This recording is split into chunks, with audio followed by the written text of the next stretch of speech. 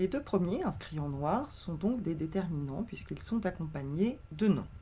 Premier exemple, il lasse ses chaussures. Ses chaussures, le groupe nominal pouvant être remplacé par les siennes, désigne le sujet « il » de la phrase. C'est donc un déterminant possessif qui renvoie au possesseur, c'est-à-dire le sujet.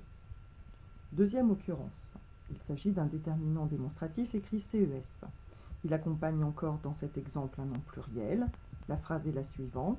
Il est allé dans les Alpes, ces montagnes sont les plus hautes de France. Ces montagnes, le groupe nominal, reprend les Alpes qui apparaît dans la phrase précédente.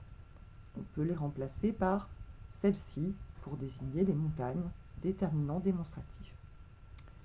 Dans le cas des deux formes détachées, S''EST ou C''EST, il s'agit pour le premier d'un pronom personnel réfléchi reflétant le sujet, il, comme dans l'exemple « il s'est passé quelque chose », et donc le verbe qui est pronominal dans cette phrase est « se passer », se désignant le sujet « il ».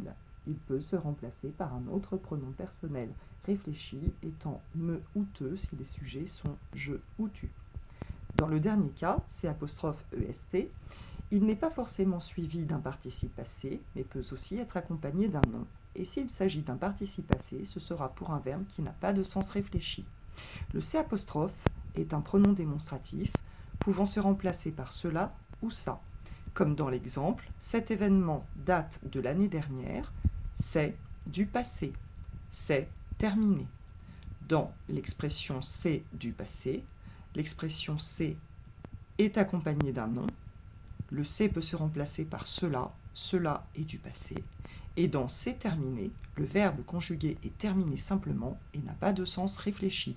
C'est terminé peut aussi se remplacer par cela est terminé. Voilà, passez à vos exercices. Au revoir.